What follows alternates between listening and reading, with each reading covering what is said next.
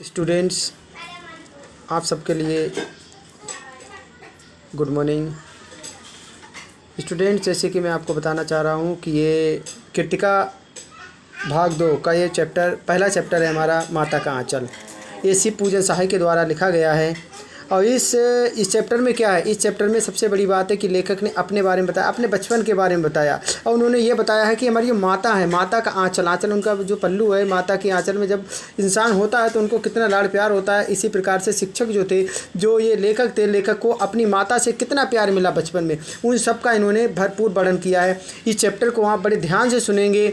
अगर ये गारंटी इस बात की, अगर आपने पूरे चैप्टर को अगर ये सही से सुन लिया तो ये चैप्टर, इसके क्वेश्चन आंसर आप खुद ही रटने नहीं पड़ेंगे, आपको खुद ऐसे ही आपसे आराम से लिख देंगे। तो कहते हैं कि लेखक ने कहा है, जहाँ लड़कों का संग तहाँ बाजे मृदंग, जहाँ बुढ़ों का संग, बुढ़ा मतलब बड़ों का, जहाँ बड़ों का संग तहाँ खर्चे का तंग। लेखक कहते हैं कि हमारे पिता तड़के मतलब सुबह उठकर क्या है, निबट नहाकर, अर्थात वो जल्दी नहाकर पूजा करने बैठ जाते थे। सुबह जल्दी उठते थे और पूजा करने बैठते जाते। और जो लेखक थे वो बचपन में ही अंग लग जाते, अर्थात उनके गले लग जाते थे। माता से केवल दूध पीने तक का लगाव था। मतलब वो कितने माता से केवल इतना उन्हें प्रेम था अपनी माता से कि वो दूध पीने के लिए उनके पास जाते थे। इसलिए पिता के साथ ही जो लेखक थे वो बाहर की बैठक में सोया करते थे। लेखक कहाँ सोते थे? अपने पिता के साथ बैठक में सोते थे। वह उनके साथ उन्हें भी बिठाते और साथ में नैला धुलाकर पूजा पर बिठा लेते थे। जो लेखक थे छोटे थे, ये लेखक जैसे कि हैं वो अपने बारे में कह रहे हैं। मैं जो शब्द है, हम जो शब्द है वो अपने लिए वो कह रहे हैं कि वो बचपन में वो क्या था, उन्हें अपने साथ में लिटा लेते। फिर लेखक कह रहा कि हम भभूत का तिलक लगाते थे। तिलक मतलब माथे पर जो तिलक लगता है वो भभूत का तिलक लगाते। भभूत मतलब एक प्रकार की जो राख होती है उसका लिए उसको दिख करने लगते थे। कुछ हंसकर, कुछ झुंझुलाकर, कुछ डांट कर भय उनके चौड़े लिलार मतलब माथा, क्या है, चौड़े लिलार पर एक कह सकते हैं हम, एक माथे पर जो लिलार का जो मतलब होता है, यहाँ पर सुबह क्या था, त्रिमुंड पे कर देते थे। त्रिमुंड मतलब तिलक लगा देते थे। उनके माथे पर क्या थे, वो एक तिलक लगा देते थे। और उनके लिलार में भभूत खूब खिलती थी। और उस समय उनकी भभूत जो लगाते थे वो खूब खिलती थी। सिर में लंबी जटाएं थी, मतलब वो लंबी सी चोटी उनकी थी। भभूत रमाने में जो लेखक थे वो बहुत एकदम बम बोला बन जाते थे, अर्थात बहुत अच्छा सुंदर लगते थे। पिताजी, लेखक कह रहा, पिताजी बड़े प्यार से भोलानाथ कहकर पुकारते थे, पर असल में उनका जो नाम था तारकेश्वर नाथ था। लेखक का असली नाम क्या था? तारकेश्वर नाथ। हम भी उनको बापूजी का, जो लेखक थे वो भी उन्हें बापू कहकर पुकारा करते थे। और उनकी जो माता थी, माता को अपनी मैया कहकर पुकारते थे। अब कहते हैं कि जब बाबूजी रामायण का पाठ करते तो हम उनकी बगल में बैठ जाए। लेखक जो थे, जब उनके पिताजी सुबह रामायण करते थे तो वो उनकी बगल में बैठ जाते थे और अपना मुँह निहारा उनकी तरफ देखते रहते थे। जब वह लेखक की तरफ देखते तो हम कुछ लगाकर और मुस्कुराकर आईना नीचे कर लेते और वह भी मुस्कुरा पड़ते थे। पूजा पाठ कर चुकने के बाद राम नाम लिखने लगते थे। पिताजी उनके पूजा करते थे, उसके बाद क्या लिखते थे? राम नाम लिखते थे। अपनी एक राम नामाबाही पर हजार राम नाम लिखकर वह उसे पाठ करने की पोथी पर बांधकर रख देते थे। कहते थे 1000 बार वो राम के नाम को लिखते थे और पोथी में बांध कर रख देते थे। फिर क्या था, फिर 500 बार कागज के छोटे छोटे टुकड़ों पर राम नाम लिखकर आटे की गोलियों में लपेटे और गोलियों को लेकर गंगा जी की ओर चले जाते थे। अर्थात वो जो राम नाम की जो लिखी हुई थी छोटी छोटी पुड़ियाँ होती थी, उन्हें वो क्या 1000 गोलियाँ उनकी बनाते थे और गंगा जी में लाकर चले आटे की गोलियाँ उनकी बनाते थे। उस समय भी उनके कंधे पर विराजमान रहते थे, वो उनके साथ भी उनके कंधे पर बैठ के जाया करते थे। जब वह गंगा में एक आटे की गोलियाँ फेंक कर मछलियों को खिलाने लगते थे, तब जो लेखक थे उनके कंधे पर ही बैठे बैठे हंसते रहते थे। जब वह मछलियों को चारा देकर घर की ओर लौटने लगते, तब बीच रास्ते में झुके हुए पेड़ों की डालों पर उन्हें बिठाकर झूला झुलाते थे। जो देखो ये पेड़ है, ये लेखक इस तरफ से इनके लिए झूला झुलाते थे। कितना अच्छा लग रहा है, ये देखो कितना सुंदर वाला लग रहा है। जो लेखक हैं, ये बचपन में लेखक की तस्वीर है। ये इनके पिताजी इन्हें झूला झुलाते थे। कभी कभी बाबूजी भी हमसे कुश्ती लड़ते थे, उनके पिताजी उन्हें कुश्ती लड़ते थे। कभी कभी वह शिथिल होकर उनके बालपन को बढ़ावा देते थे और उनको पिछाड़ देते थे। वह उतान मतलब पीठ के बल लेटना, वो पीठ के बल लेट जाते थे और उन पर वो चढ़ जाते थे, उनकी छाती पर चढ़ जाते थे। और जब वो उनकी लंबी लंबी मूँछें उखाड़ने लगते थे तो वो हंसते हंसते अपने हाथों से मूँछों को रगड़ कर उनको चूम लेते थे।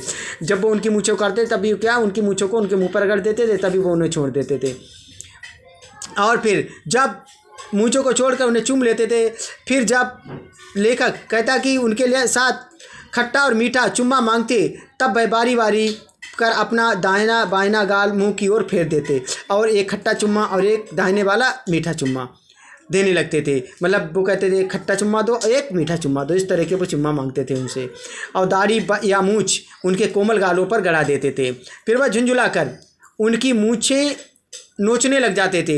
इस पर वह बनावटी रोने लगते और अलग खड़े खड़े खिलखिलाकर हंसने लग जाते थे।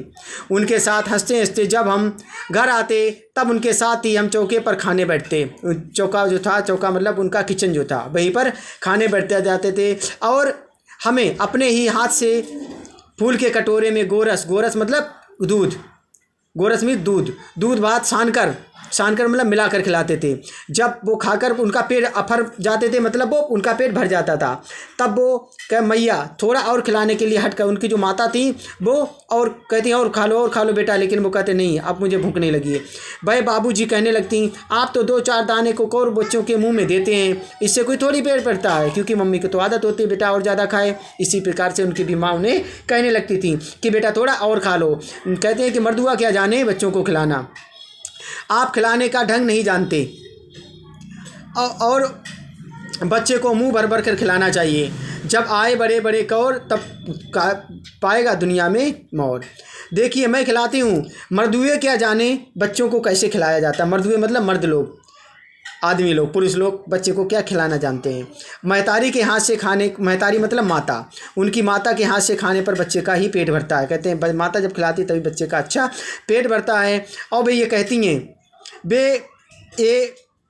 भाई थाली में दही भात शांति और अलग अलग तोता मैना कबूतर हंस मोर आदि बनावटी नाम से कौर बनाकर उनसे कहती बनाते और जल्दी जल्दी खा लो, नहीं तो ये उड़ जाएंगे। फिर वह उन्हें जल्दी खाते और उड़ाने का मौका ही नहीं मिलता है। अर्थात कोई कौआ, कोई चिड़ैया, कोई तोता, कोई मौना इस तरह से वो बनाते थे, वो जल्दी उन सबके लिए खा जाते थे।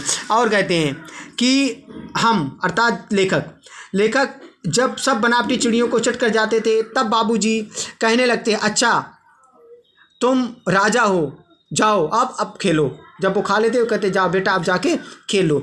बस हम उठकर जो लेखक थे वो खेलने कूदने चले जाते थे और रस्सी में बंधा हुआ काठ का घोड़ा भी अपने साथ नंग के गली में निकल जाते थे। जब कभी भी उनकी जो माँ थी अचानक पकड़ पाती तब लाखों छटपटाते हुए पर भी वो चुल्लू कड़वा तेल उनके सर पर डाल देती थी। मतलब कड़वा तेल अर्थात वो सरसों का तेल उनके सर पर डालती थी और तब भी लेखक थे वो रोने लगते थे और वह बिगड़ कर खड़े हो जाते थे। लेकिन फिर भी वो उनके सिर में तेल डालकर उन्हें उपटन करती और उनकी नाभि में लिलार में काजल की बिंदी लगाती। काजल की उनके लिलार अर्थात माथे पर क्या थी, उनके बिंदी लगाती थी। चोटी गूंथ कर उसमें फूलदान लट बनाकर रंगीन कुर्ता टोपी पहना देती थी और वो अच्छे खासे कन्हैया जैसे लगते थे और बनकर बाबूजी की गोद में सिसकते बाहर आते थे। बाहर आते उनकी जो बाट जुहाने वाले थे, बाट अर्थात उनके साथ में खेलने वाले थे, बालकों का झुंड मिला रहता था। हम उन खेलों के साथियों को देखते ही सिसकना, जो लेखक थे अपने साथियों को खेलते देखते थे तो उन्हें सिसकना बंद कर देते थे और जो बाबूजी थे उसके गोद में उतर पड़ते और हमजोलियों के दल में मिलकर तमाशे करने लग जाते थे।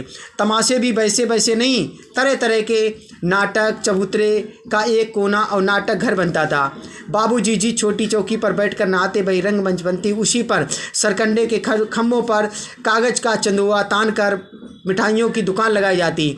उनमें चिलम के खोंचे पर कपड़े के थालों में ढेले के लड्डू, पत्तियों की पूरी कचौड़ियाँ, गीली मिट्टी की जलेबियाँ, फूटे घोड़े के टुकड़े के बतासे आज मिठाइयाँ सजाई जाती। मतलब तरह तरह की वो मिठाइयाँ से बनावटी मिठाइयाँ बच्चे बनाते हैं। उन्होंने क्या करा कि ये देखो चिलम के खोंचा, कपड़े के थालों के ढेले के लड्डू, पत्तों की पूरियाँ, गीली मिट्टी की जलेबी और फूटे घोड़े के घड़े के बतासे मिट्टी मिठाइयाँ बनाती, ठोकरों बटकरों और जस्ते से छोटे छोटे टुकड़ों में पैसे बनाते। अब वही खरीदार होते थे, वही बनाने वाले होते थे, वही दुकानदार होते थे। बाबूजी 2-4 गोरखपुरिये पैसे खरीद लेते थे, पापा भी उनके जेते थोड़ा बहुत उनसे खरीद लेते थे। थोड़ी देर में मिठाई की दुकान बढ़ाकर और जो लोग लेखक थे अपना घरौंदा बनाते अर्थात अपना घर बना देते थे। थोड़ी धूल की मेड़ पर दीवार बनती और तिनकों का छप्पर, दातून के खंभे, दिया सलाई की पेटियों के किवाड़, घड़े के मुखड़े की चूल्हा चक्की दिए की कढ़ाई और बाबूजी की पूजा वाली आचमनी कलछी बनती। पानी के घी धूल के पिसान बालू की चीनी से हम लोग योनार बनाते थे। कहते कि छोटा समयाना इसे बोलते हैं। योनार बनाते थे और तैयार करते थे। हम ही लोग योनार करते थे, हम ही लोग योनार बैठते थे और पंगत पर बैठ जाते थे। जब बाबूजी जी भरकर धीरे से आकर पात में आकर जीमने तर खाने के लिए बैठ जाते, भोजन के लिए बैठ जाते थे, तो उनको देखते ही हम सब लोग हंसकर घरौंदा बिगाड़ कर अपना जैसे घर बनाते उसको बिगाड़ कर भाग जाते थे। और फिर भी वे हंसते हंसते लोटपोट हो जाते और कहने लगते कि फिर कब हो जाएगा भोलानाथ अगली बार। अर्थात इस तरह से जो भोलानाथ है उन्होंने अपने बचपन का वर्णन किया। और उसके आगे का देखो 2 पेज और हैं, वो उन 2 पेज का 2-3 पेज अभी बचे हुए हैं, उनका मैं कल एक्सप्लेन करूंगा। थैंक यू क्लास, और इसको ध्यान तक सुनिएगा। अच्छे लगे तो इसको लाइक और शेयर जरूर करिएगा। Thank you very much. Thank you class, bye.